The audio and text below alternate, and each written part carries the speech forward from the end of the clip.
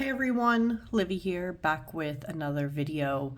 And today we are doing, finally, my November 2024 monthly musings. This is basically a video where I talk about everything that kind of went on with my life, the books that I read during the month, and then, of course, tarot and oracle, because I know that's what most of you, if not all of you, are here for. So let me just get straight into life, because I feel like that obviously make the most sense to start with. Life during November was kind of a strange mix of things. I feel like it was a month where technically, like, for my work, I had a couple of holidays, so that kind of broke up the time and made it not feel as stressful as it was. But at the same time, work was still rough, not great. I was still having some issues with illness. I don't know what was up. I was just having a lot of different things going on in that way. So I really tried to spend a lot of the month just trying to refill my well and give back to myself. And speaking of that, I guess to tie that in, let me talk a little bit about what was my card for the month of November, because that ties into what else I'm going to talk about. So this is the Spark and Pen Tarot. And at the end of, I'll just show a little bit of this deck as I talk. So at the end of the end of September, I used this deck to do my 6-month ahead reading. So I only examine my day-to-day things, like my life and stuff, in terms of 6 months. I feel like if I look beyond that to a year or more, it just kind of gets a little chaotic. So I use this deck for my 6-month ahead reading. For the start of October, I already had my card of the month for October, but if we're thinking about my card of the month for November, this deck is very unique in that it has these 2 cards. So these cards, they don't have any names, as you can see. They don't have any titles.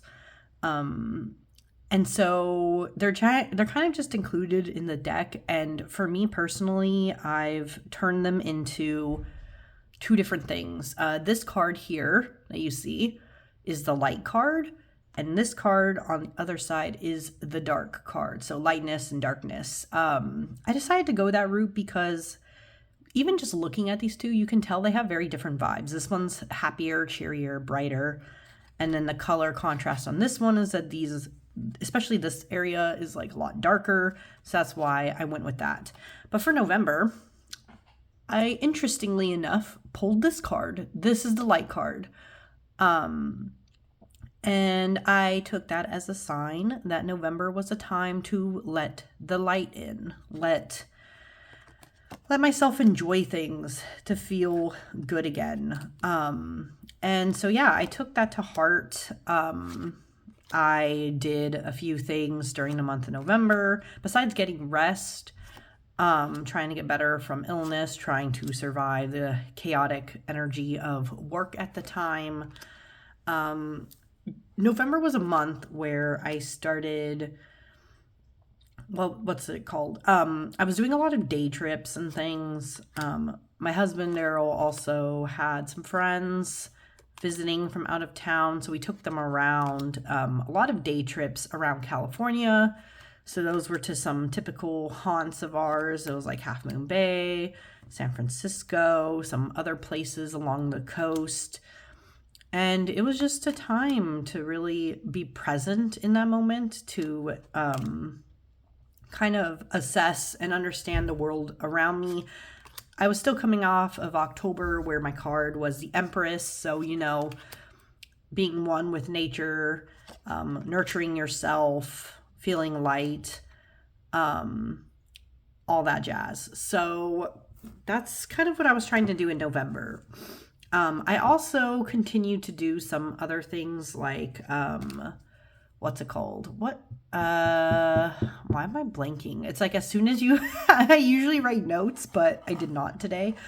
I'm trying to remember what else I did. I do remember a lot of day trips. I know at my work we had a Dia de los Muertos celebration on the 1st.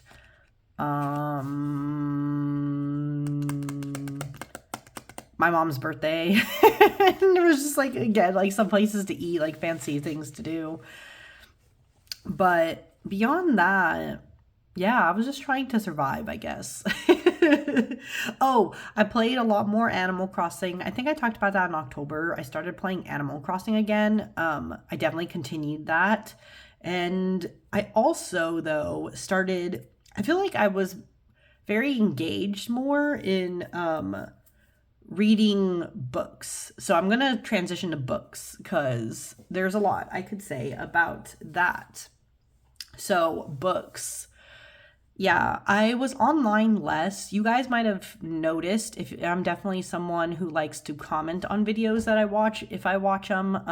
Not always, but like most of the time I comment.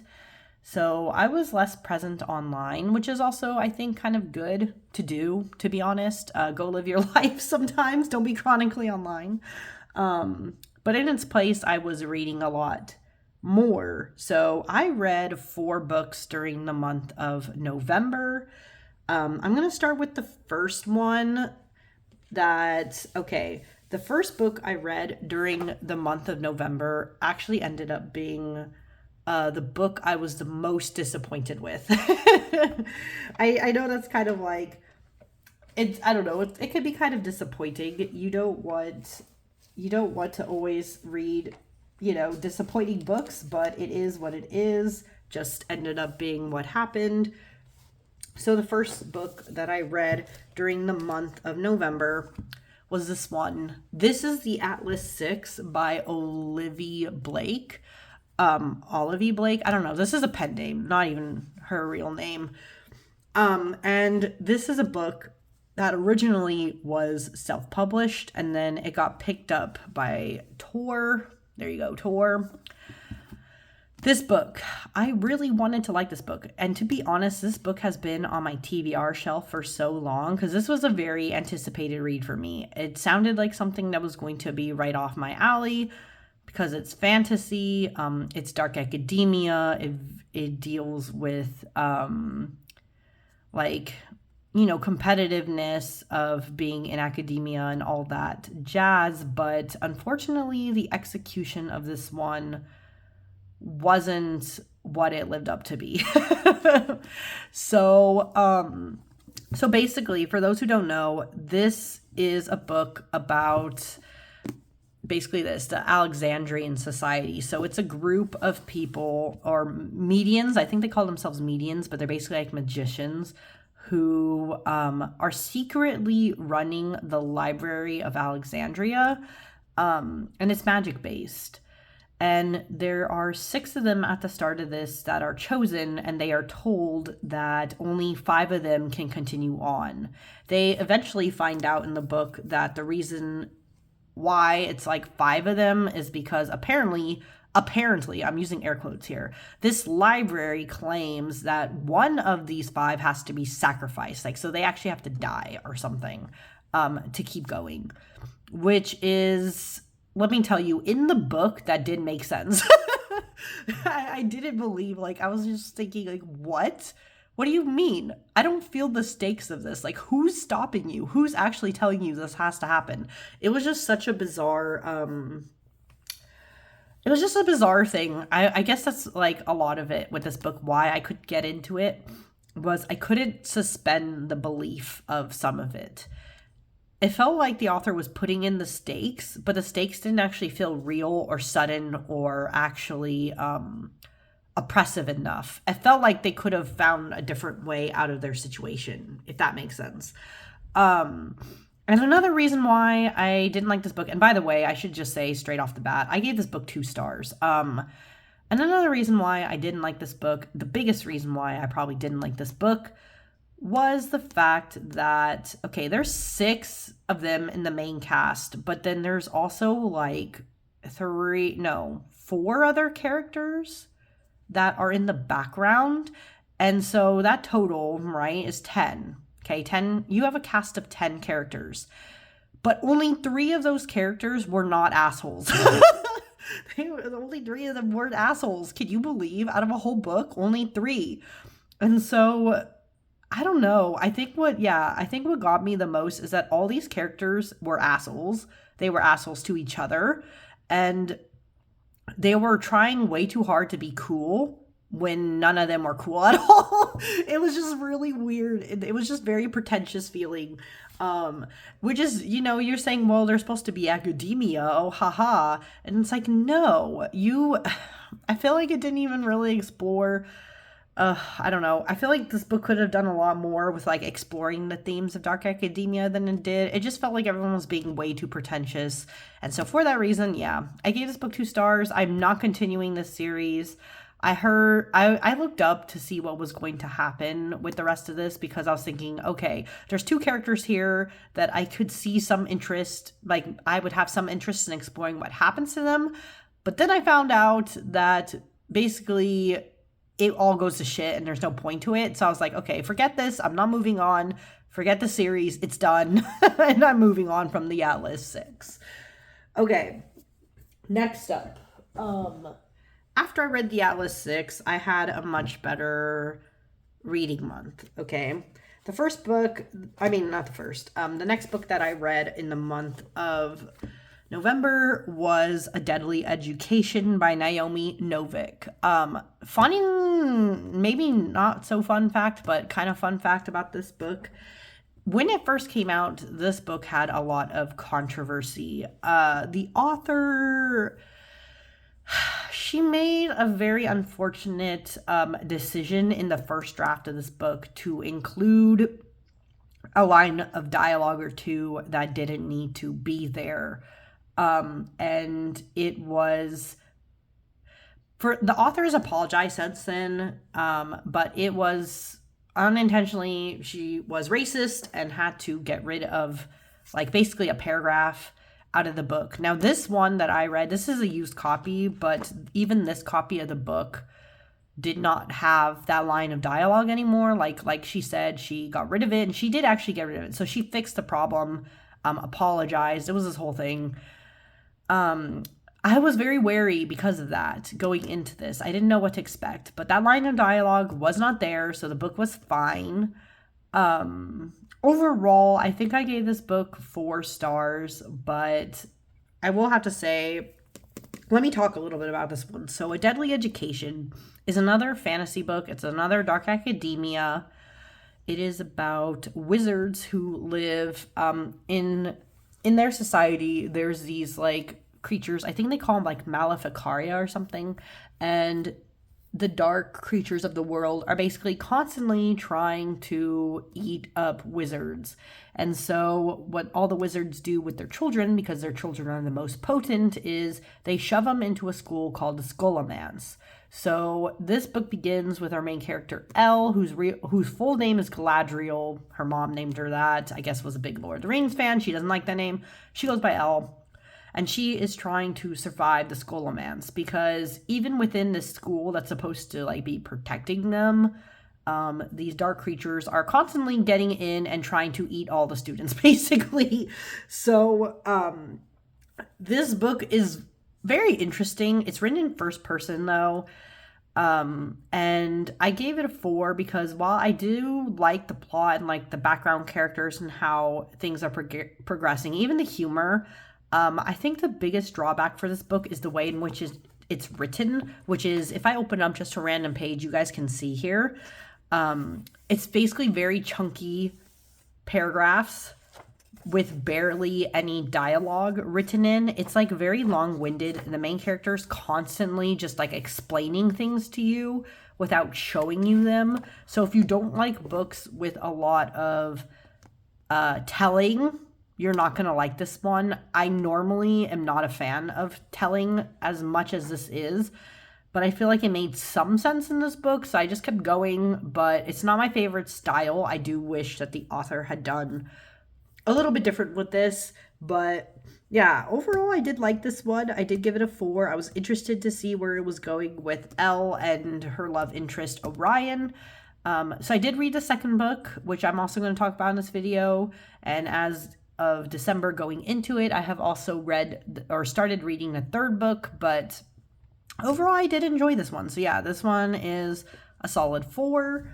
After A Deadly Education, I read the conclusion of this one. So this is The Ashes and the Star-Cursed King. This is the second book in the Nightborn duet by Carissa Broadbent. Last month I read the first book in this and really liked that one. I gave it like a 4.5 stars. And I would also say that the second book, even though it's like slightly bigger and all that even, I would give the second one, I think, also 4.5 stars. I have very interesting thoughts on this. So I feel like I kind of liked how the first one was set up a little bit better in the way that it was, like it had the clear trajectory of they were doing the Kajari, there was like a tournament, it was all that thing. Whereas this one is more free-flowing and them trying to maintain holding on to a kingdom that they, like the coup that started in the last one. And I don't know, but at the same time, I still give this the same rating of 4.5 stars because I think it was really well done. Like the writing for it, like how sensitive it was in covering certain topics that were in here. There are certain trigger warnings you need to know about before trying to read this one in particular. The author includes them. Let me see if I can find the page. Yeah, here we go. If you are going to approach this series in general, you just need to know this because it's about vampires and like a world with vampires and humans and magic and all that stuff. This book contains subject matter that might be difficult for some readers, including graphic violence, violence against children, discussion of sexual assault and rapes, and slavery. So, and there's also sexual content. So, just being aware, this is definitely an adult romantasy book. Just be aware of that before going into it. But yeah, it covers those things. Protect yourself. If this is something you don't think you could read, don't read it. But I did like it overall. I thought the ending made sense. I thought the stakes were high enough. I did think that at some point I was like, there's gotta be a way for this to all work out because it was like taking a really dark turn. I didn't know where it was gonna go. But it pulled it off. It was fine. It's not a complete 5 for me because, yeah, like I said, I feel like some of the structure of the first book was a little bit better, but I did think it ended appropriately enough. So, yeah, I gave it a 4.5 stars.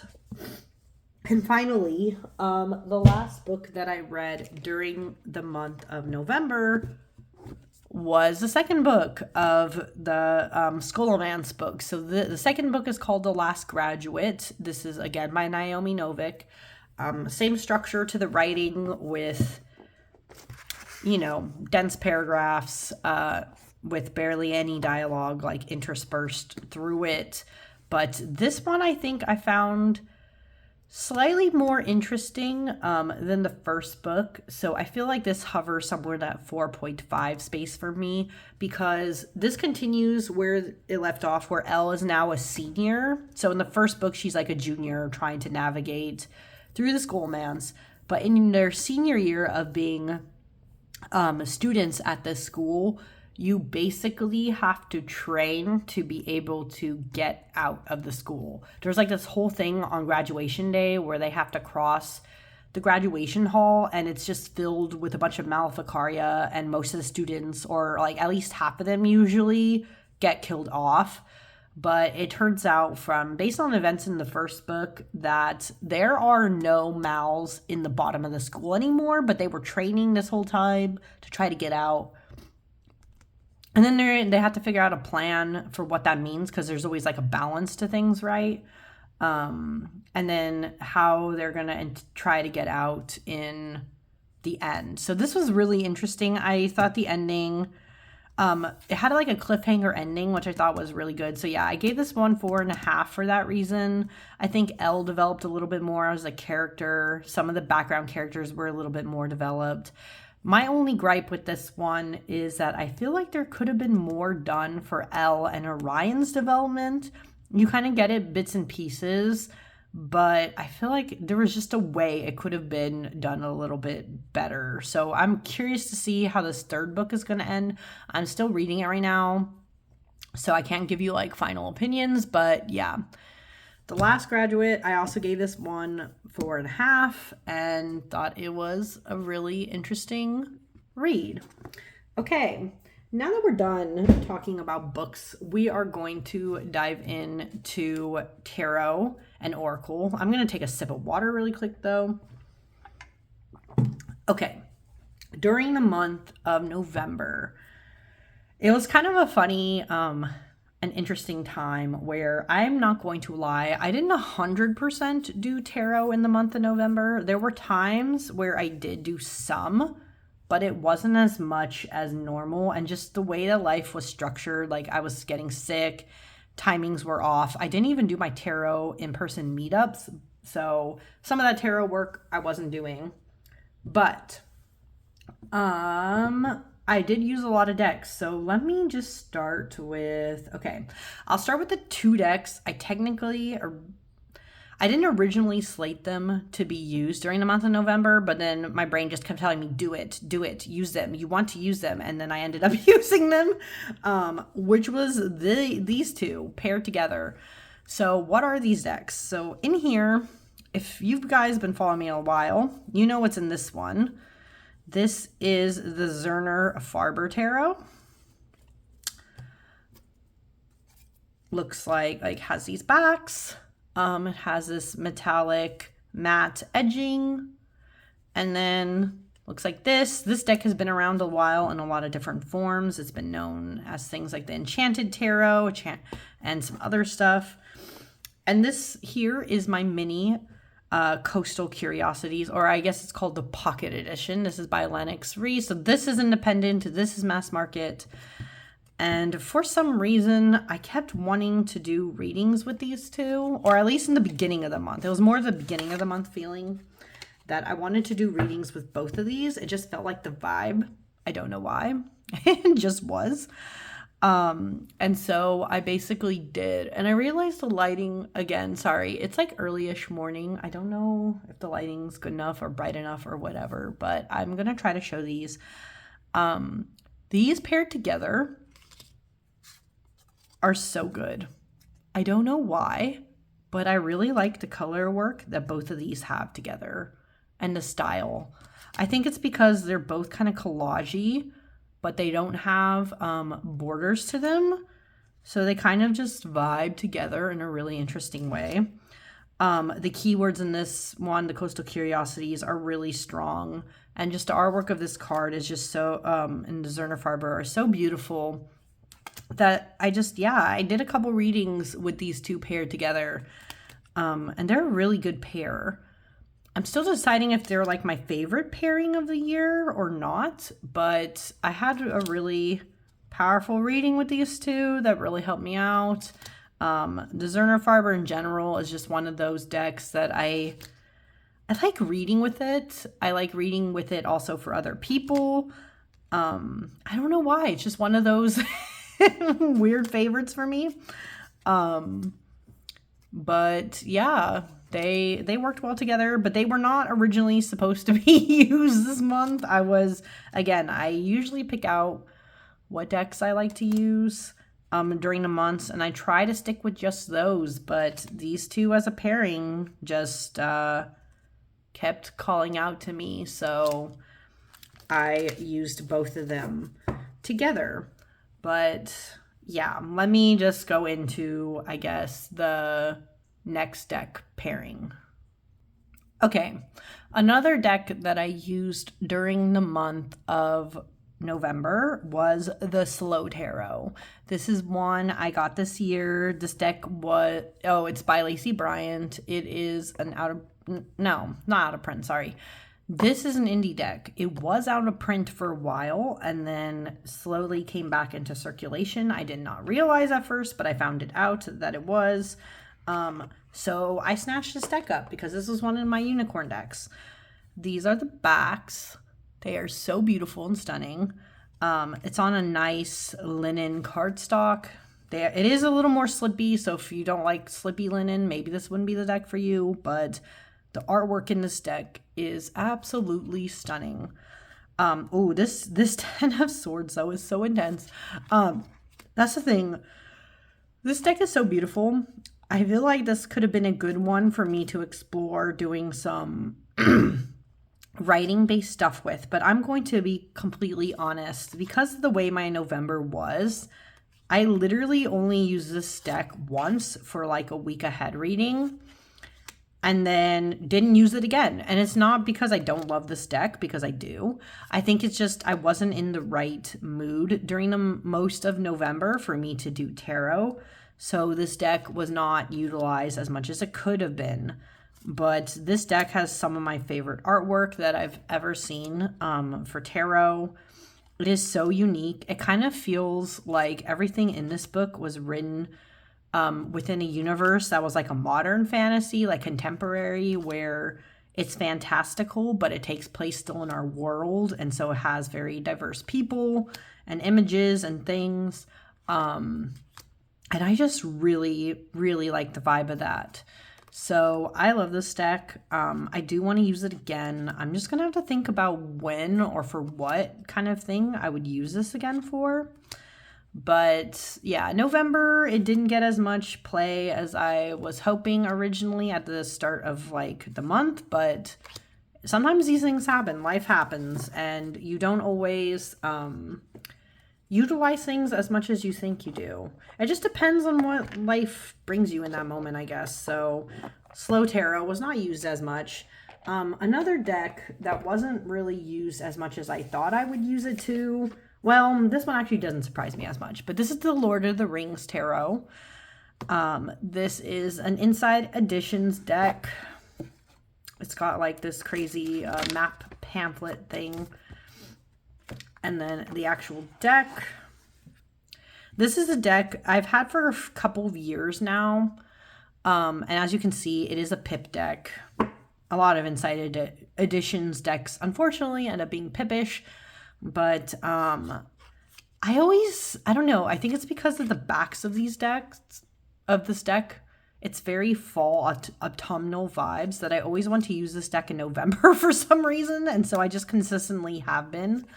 I've only used this deck once, and it was just to do 1 week ahead reading. I didn't really do more with it than that. I love this deck, but again, I feel like when I first got this deck, I definitely used it a lot more. But now that I have a lot more variety of decks, different decks in my collection, I don't reach for this as much. But I do love this deck as someone who is a fan of Lord of the Rings and the movies in particular, too. I really love this one. I don't think I could...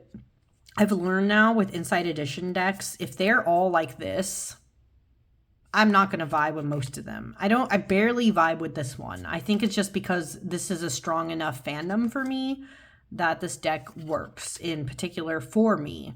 But I don't think this deck would work with many, especially if you do not like pip style decks. It's just very unfortunate that they don't illustrate more of their pips. They have some decks now, I think, that they're trying to do that with more. And I will say even like the Disney Villains deck that I used last month, that one is more illustrated in their pips than this one, but not by much. I really hope they improve that in the future, but this is the Lord of the Rings Tarot. I did use it, at least for one reading, but I also used the Tildwick Tarot for only one reading, which might surprise some people because you guys know, if you've been around my channel a while, the Tildwick Tarot is one of my faves. It is. It's got this beautiful copper metallic edging. These are the backs because I have the 10th anniversary edition. It's like this art papery matte finish. It's just very luxurious. This whole deck is very luxurious. And this one is just amazing too, because it's just doing something completely different, right? Every card in this deck takes place in one little section of like this giant manor estate place, kind of. It gives off those vibes. It's definitely a deck, I feel like, if you, I guess, like to path work or really like to dive into imagery of cards to get the meanings, you'd really love this one. This is also a deck that you kind of have to take your time with to understand what it's telling you. So I guess just be aware of that. But I love this deck, the Tildwick. I only used it for one reading this month, but that's fine, to be honest. I use this deck. I kind of reach for this deck and like to use this deck a lot for random stuff. So it wasn't a big deal, right? It's not a sign that I'm like moving away necessarily from the Tildwick. It's just that again, it's more the fact that I have other decks that I'm trying to utilize more, especially a lot of newer decks this year that have come into my collection that I'm just trying to use and also see how I feel about them, because I already know this is very solidly in my collection and it's nowhere, like it's not going to go anywhere. But yeah, love this deck. But I only used it for 1 week ahead reading, and again, that's fine. It is what it is. I use this deck for a lot of other things, talk about it a lot, have it in different tag videos and such. So yeah, is what it is with Tildwick. And then finally, the last 2 decks I used during the month of November happened to be these 2. And most of the time they were paired together because I already knew these were a perfect pair. This is Delighted Window Tarot. This is another indie deck, just like Tildwick, just like the Slow Tarot. This was a recent Kickstarter, actually, that I got this year. Love this one. And this is a new Oracle deck, or kind of newer to my collection. This is a pure magic Oracle. This is actually mass market. This is a rock pool deck. So let me show both of these just so you can see. As soon as I saw both of these decks, for me personally, I was like, ooh, they are giving me full autumnal vibes. I'm definitely using them in November, and I did. Because, yeah, they gave me those vibes. Let me pull both of these out. I'm like trying to move stuff around here. Limited desk space right now. Okay, these are the backs. The lighted window, as you can see, has this beautiful, these beautiful backs, and it really brings it back to the Hermit for me in this one. And a Pure Magic Oracle also has some pretty cool backs. This is more matte, more papery finish. It has a slight gloss, but like it's mostly matte feeling. This one is also matte, and is also nice. And this one, just because it was an indie deck, Kickstarter and stuff, it also has these matte, it's very copper matte edging. It shines a little bit in the light. But these 2 together are a perfect pair. I did use these decks together once or twice for sure. I did also pull the Pure Magic Oracle. I tried to pull it a couple times on its own. But these 2, as you can see, work perfectly together. They're really beautiful. This is like my favorite, one of my favorite pairings this year. Beautiful artwork on both of them. They work really well together. As you can see though, the Lighted Window Tarot is more on the pippy side. I personally, after going through the deck, I think it's more pips with feelings, but there's some of them that are more on the very, very pippy side, just so you know. But I think the artwork is stunning. I was very attracted to the idea of this deck. Even this one, it goes well with quite a few, but I think the Lighted Window is like, it's definitely perfect pair. Oh, I got this card as one of mine. I think it was during one of my readings, but I don't remember. I mean, look at this, like 6 of Wands and Salamander, like they go so well together. I don't know. I just really, really liked this pairing. And so I had a fun time with it, but I didn't use this for like, again, I kind of wanted to explore a little bit more with both of these. but I only did a couple readings that used both of them at the same time because, again, November was just a weird time. I didn't do as much tarot as I thought I was going to do. And so it showed, right? I only did some readings with both of these. But yeah, that was my November. So if you are watching this long, I will say thank you so much for watching, and I will see you again next time. Bye.